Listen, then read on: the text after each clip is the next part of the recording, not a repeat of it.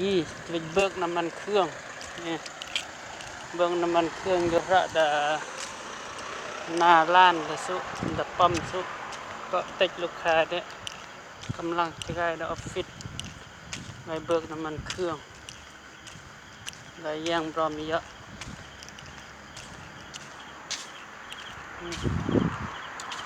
สถานที่อันนี้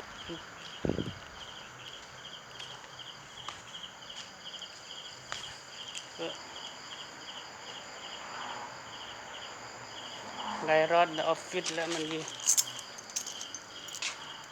ใช้การ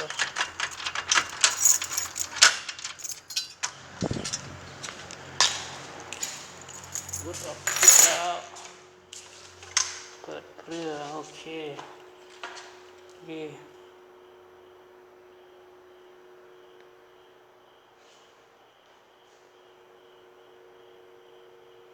สถานที่มันอีกทางเรื่องอะไรกี่มันหัวหน้าเย็ดแต่ลูกน้องกูดหัวเบื่อนรถงานเด็กจะเซ็กน้ำมันเครื่องมอเซ็กกันนี่กูดกี่เซ็กน้ำมันเครื่องกูดยังพร้อมเยอะ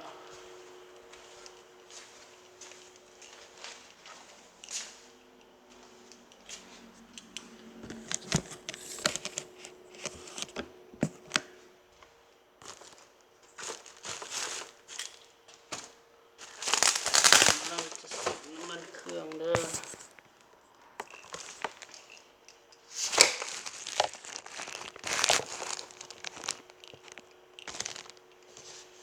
มาอย่างเยอะ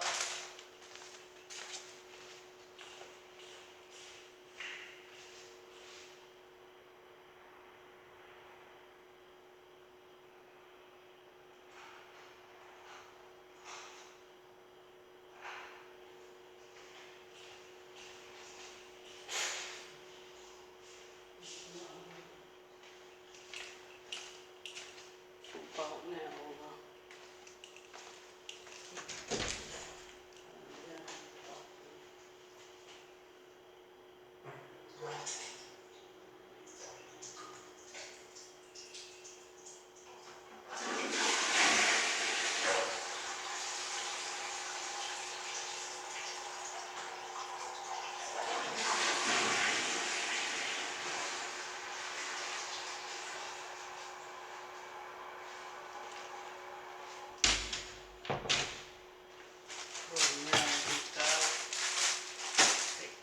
เครื่อง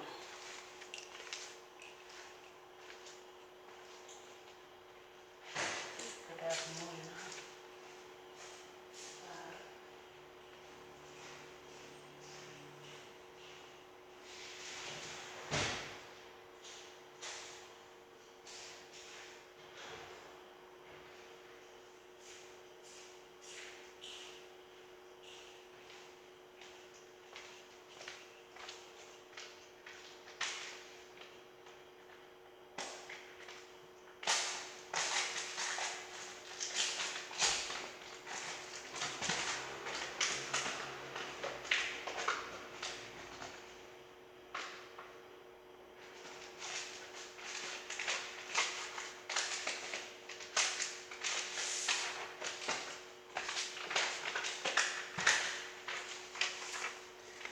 แต่ยังมันเยอะเซ็กน้ำมันเครื่อง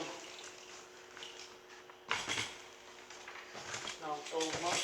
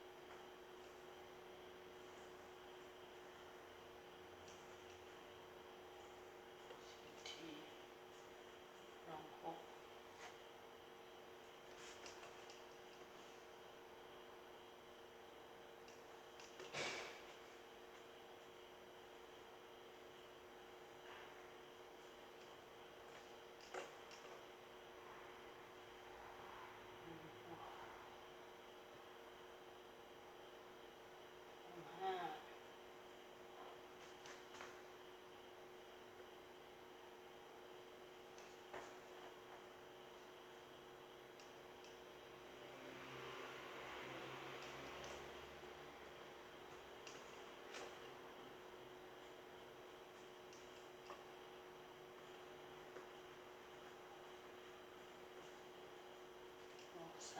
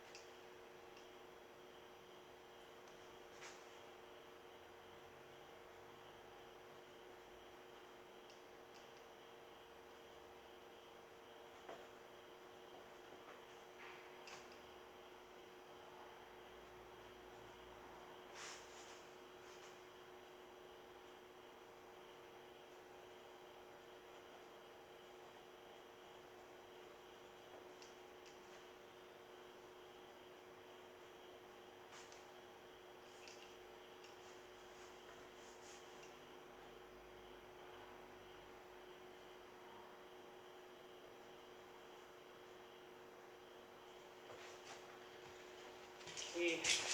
ยังรมเนาะเซ็ตน้ำมันเครื่องยังต้มมันก็เลย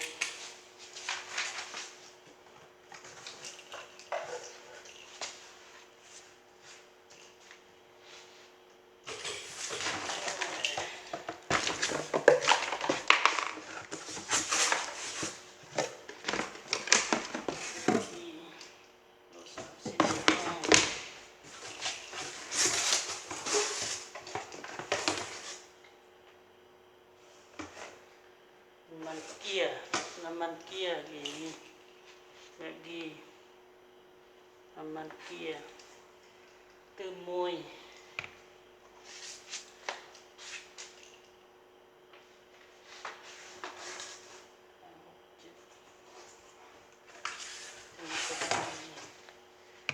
บวกสอง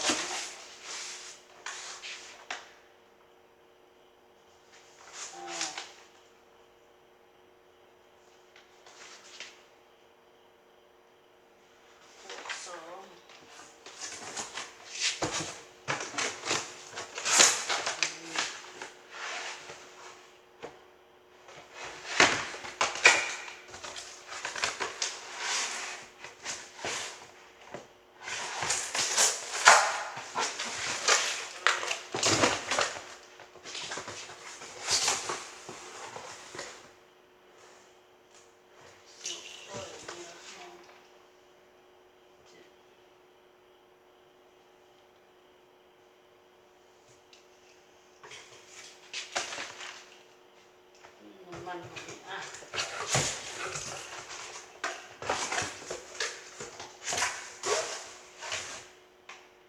40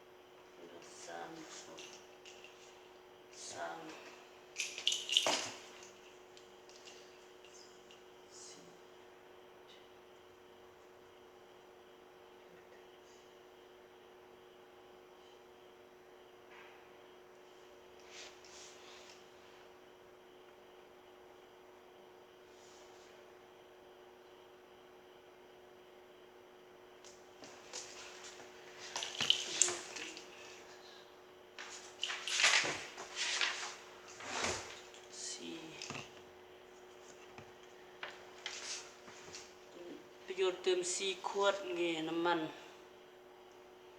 ของเบนซิน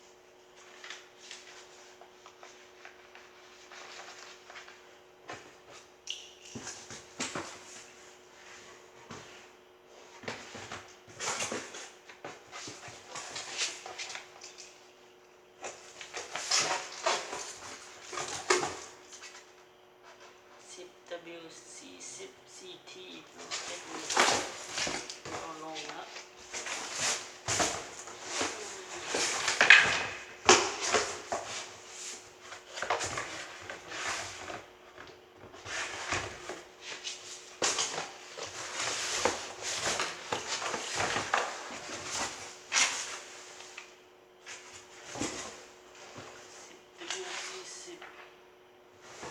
ลองเช็คดู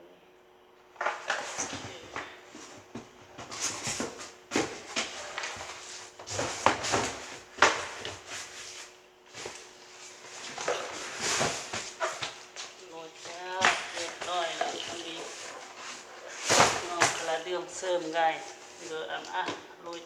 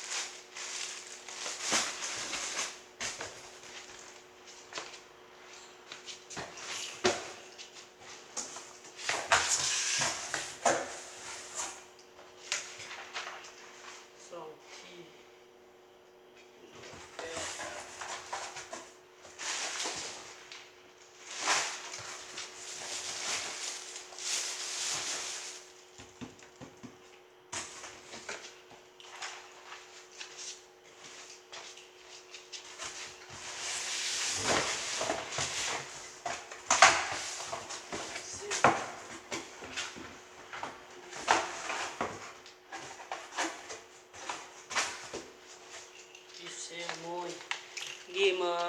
น้ำมันหัวเชื้อของดีเซลเรามากระส่วนหัวเสื้อล่างหัวเสื้อล่างอันลดอีเลอะหัวซีดอันแรงอันก็ตำมันหักบ่อันขี้เมียงบ่จากนี้นะยี่มาหัวเสื้อของดีเซลมวยนี่ก็แบบนี้แหละแต่ของเป็นของเบนซิน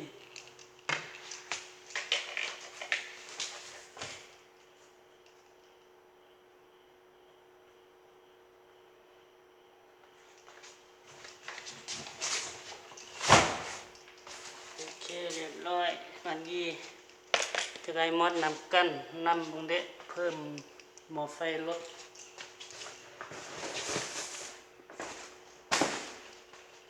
สีกรอกเพิ่มมวย